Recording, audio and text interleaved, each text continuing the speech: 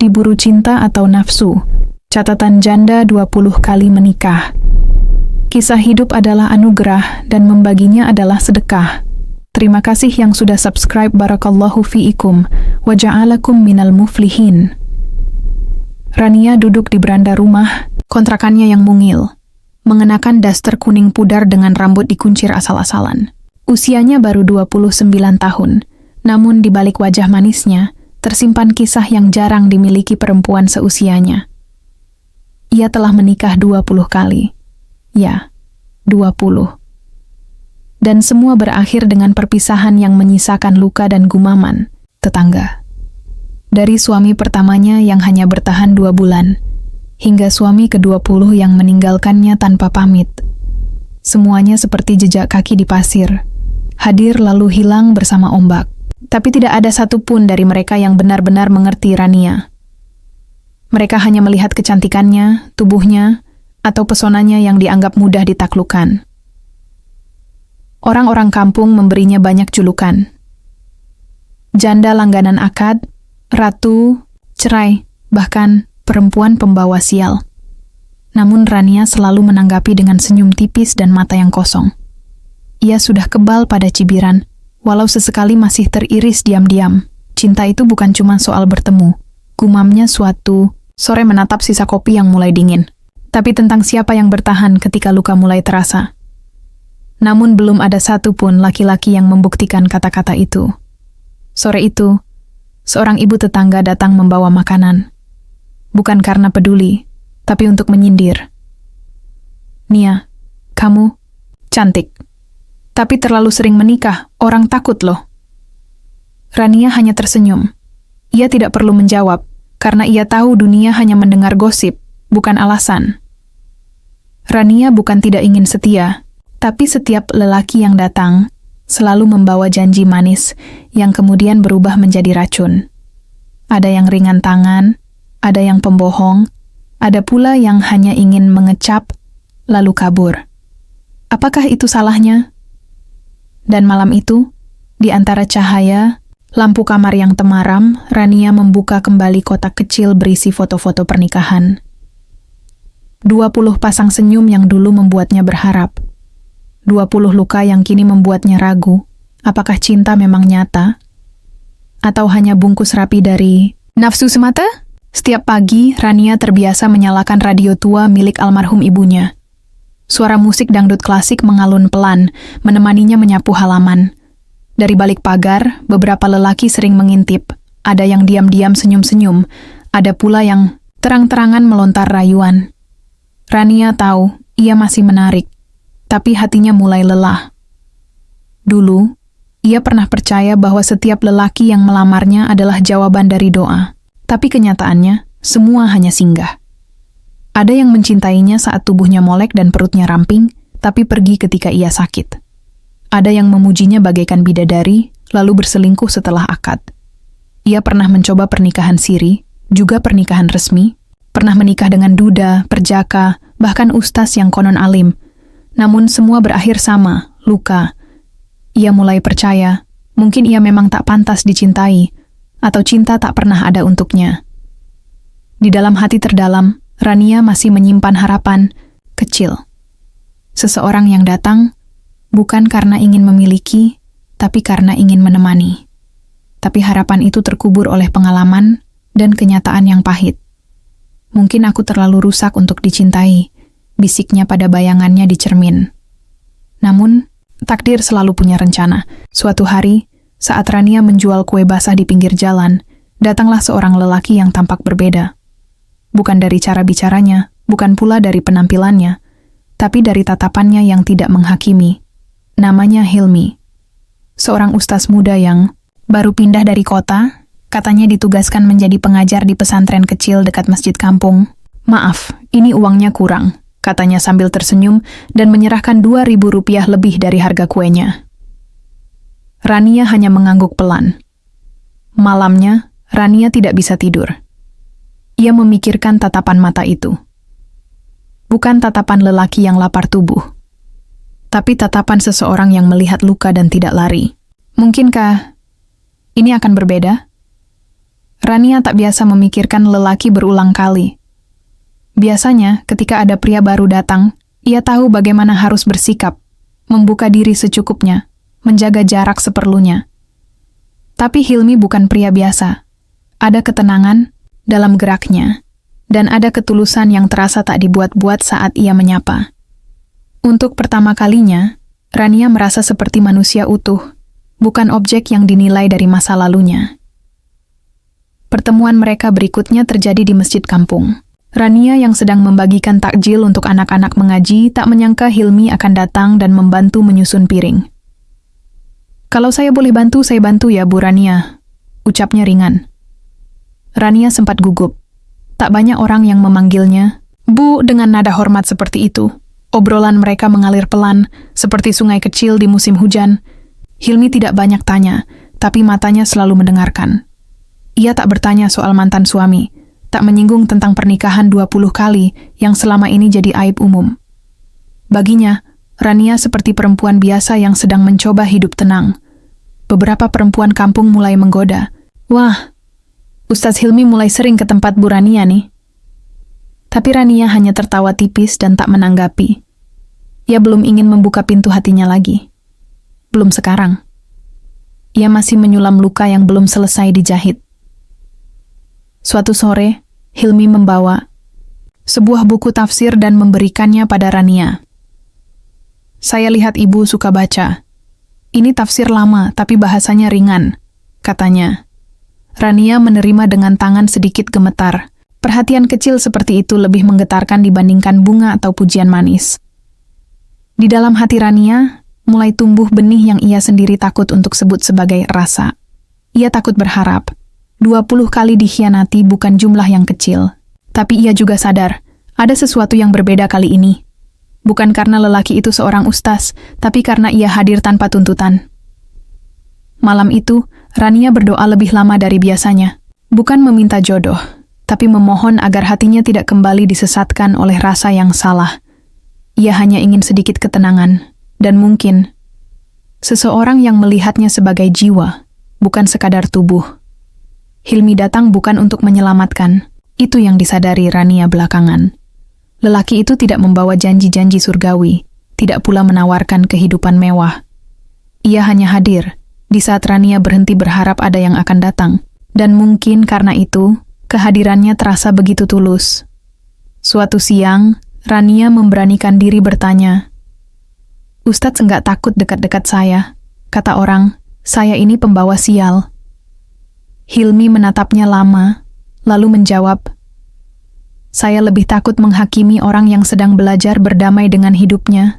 Jawaban itu membuat dada Rania hangat, seperti secangkir teh yang diseduh dengan air mata.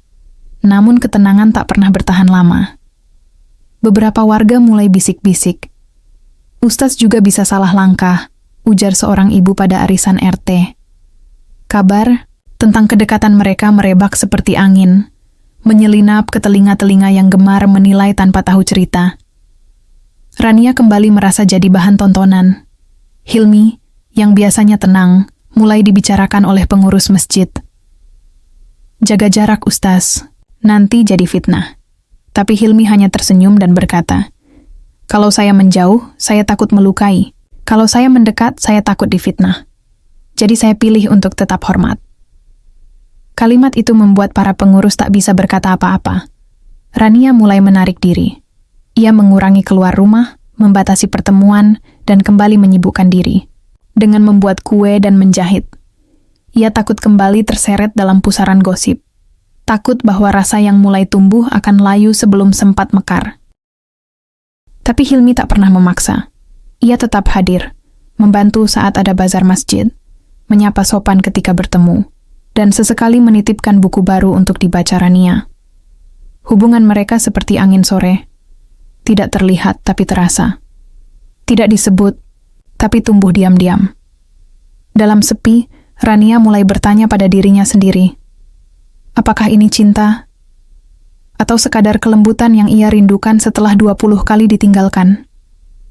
Apakah ia benar-benar mencintai Hilmi?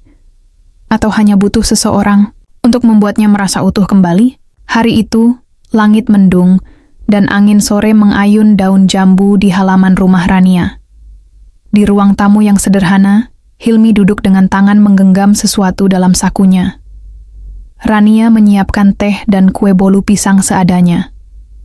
Mereka hanya berdua, tak ada keluarga, tak ada pesta, hanya dua hati yang sama-sama pernah patah. Hilmi berbicara pelan, "Rania, kalau kamu bersedia, aku ingin jadi pendampingmu. Aku tahu jalanmu tak mudah, dan aku juga bukan lelaki tanpa celah. Tapi jika kita berjalan bersama, mungkin luka kita bisa saling kita rawat." Rania tak langsung menjawab. Ia hanya menatap teh yang mulai dingin. Lidahnya keluh, dadanya sesak. "Ustaz yakin?" bisik Rania lirih. "Saya ini janda 20 kali. Orang menertawakan. Mereka bilang saya penyebab sial. Apa Ustadz siap jadi bahan cemoohan juga?" Hilmi tak menjawab dengan kata-kata, hanya mengangguk perlahan dan meletakkan cincin perak kecil di atas meja. Bukan berlian, bukan emas, hanya niat yang tulus. Rania menangis malam itu. Bukan karena bahagia, bukan karena sedih, tapi karena takut. Ia takut menikah lagi, takut dihancurkan, takut cinta hanya singgah bukan tinggal. Tapi ia juga lelah menutup pintu. Ia tak ingin hidup dalam ruang gelap penuh kenangan buruk. Akhirnya, tanpa pengajian besar, tanpa pelaminan, tanpa undangan, mereka menikah di masjid kecil, tempat Hilmi biasa mengimami sholat. 2 saksi, 1 penghulu, dan sepotong doa. Rania mengenakan kebaya biru tua sederhana, dan Hilmi dengan baju koko putihnya. Hening dan khidmat, seperti janji yang tak perlu didengar semua orang, cukup langit dan bumi sebagai saksi. Namun, bisik-bisik tak berhenti. Beberapa orang bilang, Hilmi pasti sudah kena guna-guna. "Masak Ustaz mau nikah sama janda 20 kali?" gumam seorang bapak saat di warung kopi. Tapi Hilmi hanya tersenyum setiap kali ditanya. Kadang, yang kita anggap bekas luka, justru tempat Tuhan menumbuhkan bunga. Rania mulai belajar menerima. Bukan hanya menerima Hilmi sebagai suami, tapi juga menerima dirinya sendiri. Bahwa masa lalunya bukan kutukan. Bahwa ia pun pantas bahagia. Namun, kebahagiaan itu belum lama bernafas. Ketika seseorang dari masa lalu kembali mengetuk pintunya. Namanya Ramdan.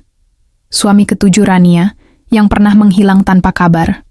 Dulu, mereka menikah siri dan hidup bersama hanya 3 bulan sebelum Ramdan kabur membawa motor dan uang hasil jual kue Rania. Tiba-tiba ia muncul di warung, mencium tangan Hilmi, lalu duduk tanpa malu. "Aku cuma mau minta maaf, Ran," katanya seenaknya. "Aku udah tobat. Sekarang kerja sopir antar barang. Dengar kamu nikah sama Ustaz, aku pengen klarifikasi. Kita belum cerai secara agama." Kata-katanya seperti pisau tajam menggores luka lama. Hilmi diam. Rania pucat pasi. Hilmi tidak marah. Ia mengajak Ramdan duduk di beranda dan mendengarkan. "Kalau kamu merasa masih suaminya, kita bisa bicarakan baik-baik, sesuai syariat. Tapi kalau kau hanya datang untuk mengacau, maaf, pintu ini tak akan terbuka lagi." Suara Hilmi tenang, tapi berwibawa. Rania menangis di dapur. Luka itu belum benar-benar sembuh. Ia merasa jijik dengan dirinya sendiri. "Saya ini perempuan macam apa, Mas?" Tangisnya lirih. "Nikah belum selesai 1, sudah nikah lagi. Saya rusak." Hilmi memeluk bahunya dengan pelan, seperti takut Rania retak. "Kamu bukan rusak, Ran. Kamu hanya tak diberi kesempatan memperbaiki." Malam itu mereka tidak tidur. Hilmi mengulang-ulang ayat tentang taubat, tentang rahmat Allah yang melampaui segala batas. Rania mendengarkan sambil memeluk sajadah, berharap malam itu cukup untuk menebus semua luka. Keesokan harinya, Ramdan datang dengan ustaz dari pesantrennya. Ia minta maaf, menandatangani surat talak, dan pergi tanpa banyak kata. Rania merasa separuh jiwanya terlepas. Bukan karena kehilangan Ramdan, tapi karena akhirnya bisa memutus ikatan masa lalu yang membelit. Dan Hilmi, ia tetap di sana. Duduk di beranda sambil menyeduh teh, menunggu Rania keluar dari luka, dengan sabar yang tak dipaksakan. Kadang cinta bukan soal awal yang suci, tapi keberanian untuk memulai ulang meski pernah hancur berkali-kali. Sudah 3 bulan pernikahan Hilmi dan Rania berjalan. Meski sederhana, hidup mereka mulai berwarna. Rania membuka usaha kue kecil-kecilan di teras rumah. Hilmi membantu membungkus dan mengantar pesanan ke tetangga. Seolah luka masa lalu perlahan menjadi debu yang tersapu angin pagi. Namun, suatu hari, seorang pelanggan datang dengan ekspresi kaget. "Ini benar, Rania?" tanyanya lirih, nyaris berbisik. "Yang dulu nikah sama Haji Sulaiman dari Pati?" Rania membeku. Nama itu tak pernah ia harapkan terdengar lagi. Haji Sulaiman, suami ke-12, seorang pengusaha kaya yang memperlakukan Rania bak barang koleksi, lalu mencampakkannya tanpa jejak. Rania menyembunyikan getar di dada dan tersenyum seadanya. "Maaf, mungkin salah orang." Tapi malamnya, ia menangis di kamar. Hilmi datang, duduk di samping ranjang tanpa bicara. Ia tahu tak semua luka butuh nasihat. Ada yang hanya butuh didengar, ditunggu, dan dipeluk dalam diam. "Aku takut, Mas," bisik Rania akhirnya. "Kalau masa lalu itu datang lagi, aku capek lari, aku capek menjadi bahan aib." Hilmi menatapnya dalam, "Kita nggak akan lari, Ran. Kalau masa lalu datang, kita sambut. Tapi kita yang tentukan siapa yang boleh tinggal dan siapa yang harus pergi." Esok harinya, Hilmi memasang papan di depan rumah bertuliskan, "Dapur Rania, kue tradisional dan kopi panas." Nama Rania terpampang jelas, seperti pengakuan dan kebanggaan. Hilmi ingin dunia tahu, perempuan yang dinikahinya bukan bayang-bayang aib, tapi cahaya yang ia peluk dengan penuh kesadaran. Tak semua tetangga setuju. Ada yang nyinyir, ada yang pura-pura manis. Tapi Rania mulai tak peduli. "Kalau aku harus dihukum selamanya karena pernah gagal, berarti manusia tak lebih mulia dari Tuhan," katanya suatu malam sambil menyeruput kopi. Dan Hilmi, ia hanya tersenyum. "Yang penting, kamu tahu siapa dirimu, dan aku tahu siapa kamu. Itu cukup." Hari itu langit tampak biru terang, udara sejuk, dan burung-burung berkicau di pagar bambu rumah Rania. Tiba-tiba datang seorang perempuan tua dengan tongkat dan kerudung lusuh. Ia tak membeli kue, tak meminta uang, hanya duduk di bangku depan sambil tersenyum ke arah Rania. "Kau Rania?" Suaranya serak, namun hangat. "Aku pernah kenal ibumu dulu. Kau anaknya, kan?" Rania mengangguk pelan. Ibu itu memperkenalkan diri sebagai Buna, teman lama ibunya semasa remaja. Ia sudah lama mendengar kisah Rania dari mulut ke mulut, tapi hari ini ia ingin melihat sendiri. Orang suka bicara. Lidah mereka ringan, tapi hatinya berat. "Tapi aku ingin tahu, apa yang membuat seorang perempuan bisa menikah 20 kali dan masih bisa tertawa seperti ini?" kata Bu. Nah, matanya tajam menelusuri wajah Rania. Sejenak, Rania merasa telanjang, seperti disayat kebenaran. Rania terdiam. "Saya tidak tertawa, Bu. Saya hanya memilih untuk tidak menangis lagi." Kalimat itu membuat Bunah tersenyum. Ia lantas mengambil selembar kain putih dari tasnya. Kain peninggalan ibu Rania yang dulu pernah dititipkan padanya sebelum wafat. "Ini milik ibumu," katanya. "Berikan ke Rania kalau dia sudah bisa berdiri sendiri. Bukan karena dibantu lelaki, tapi karena keyakinannya sendiri." Rania tak sanggup menahan air mata. Ia memeluk kain itu seperti memeluk masa kecil yang hilang. Hilmi mematung, matanya berkaca-kaca. Hari itu, Rania berdiri lebih tegak dari biasanya. Ia merasa ibunya hadir, lewat kain putih, lewat tatapan Bu, lewat restu yang terlambat, namun tetap sampai. Dan Hilmi, ia melihat istrinya bersinar, bukan karena ia yang mengangkat, tapi karena Rania menemukan cahayanya sendiri. Dan saat malam tiba, Rania membisikkan doa paling lembut yang pernah ia ucapkan. "Terima kasih Tuhan. Aku tak ingin jadi sempurna. Aku hanya ingin jadi utuh." Suatu siang yang lengang, seorang lelaki tua datang dengan mobil mewah. Ia turun dengan tongkat dan senyum palsu yang tak asing. Rania menahan napas. Haji Sulaiman, suami ke-12. Luka yang tak pernah betul-betul sembuh. Hilmi sedang mengantar pesanan, dan hanya Rania yang berdiri di teras, menggenggam loyang kue hangat yang kini jadi dingin. "Rania, akhirnya aku temukan kamu," ucapnya. "Kau tampak bahagia sekarang, tapi aku hanya ingin bicara." Rania menggeleng. "Tak ada yang perlu dibicarakan. Masa lalu sudah kubungkus, kumasukkan ke peti dan kukubur dalam-dalam." Namun Sulaiman tak bergeming.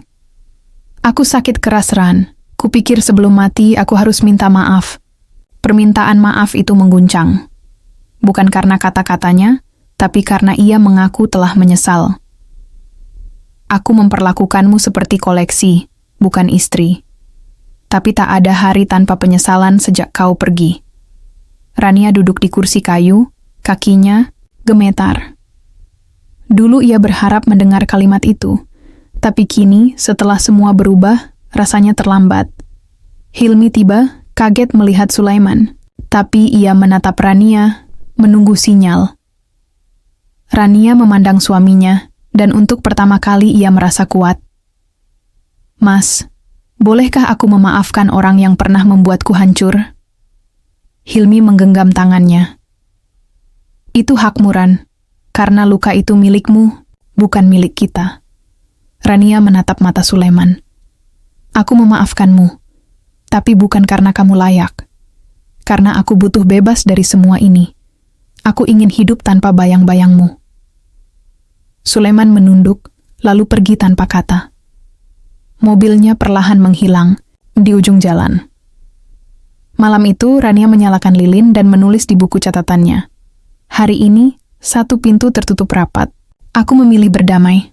Bukan karena lupa, tapi karena aku ingin hidup, bukan sekadar bertahan." Tahun berganti. Usaha dapur Rania makin dikenal. Tak hanya kue, tapi juga tempat belajar bagi janda-janda lain yang ingin mandiri. Rania membuka pelatihan kecil di halaman rumah. Hilmi menjadi tukang foto, promosi, dan sopir setia yang selalu tersenyum walau letih. Di sudut ruang tamu, tergantung foto keluarga kecil mereka. Tak besar, tak mewah, tapi penuh makna. Rania kini tak hanya dikenal karena masa lalunya, tapi karena langkahnya hari ini. Anak-anak sekolah sering mampir beli kue, memanggilnya Bu Rania. Bukan lagi bisik-bisik nama-nama masa lalunya. Suatu hari, seorang jurnalis datang, ingin menulis kisah hidupnya. Rania menolak. "Aku bukan inspirasi. Aku hanya orang yang lelah, jatuh dan memutuskan untuk berdiri." Tapi Hilmi membujuk. "Kamu boleh tak ingin jadi contoh, tapi kisahmu bisa jadi pelita untuk yang lain." Akhirnya Rania setuju, tapi ia meminta satu syarat. "Jangan tulis berapa kali aku menikah. Tulis saja, aku pernah gagal berkali-kali, dan tetap memilih mencintai hidup." Jurnalis itu terdiam, lalu mengangguk, menuliskan kisahnya dengan judul "Perempuan yang Tidak Menyerah." Malam itu, di beranda rumah, Hilmi dan Rania duduk berdampingan. Tak banyak bicara. Angin membawa harum kue dari dapur, cicit jangkrik bernyanyi, dan bulan menggantung penuh di langit. Rumah kecil itu akhirnya bernyawa. Bukan karena temboknya, tapi karena dua jiwa yang saling merawat luka dan cinta dengan setia. Dan Rania tahu, untuk pertama kali dalam hidupnya, ia benar-benar menikah. Bukan karena butuh pelindung, bukan karena takut sepi, tapi karena ia sudah utuh, dan memilih mencintai bukan dari luka, tapi dari keberanian.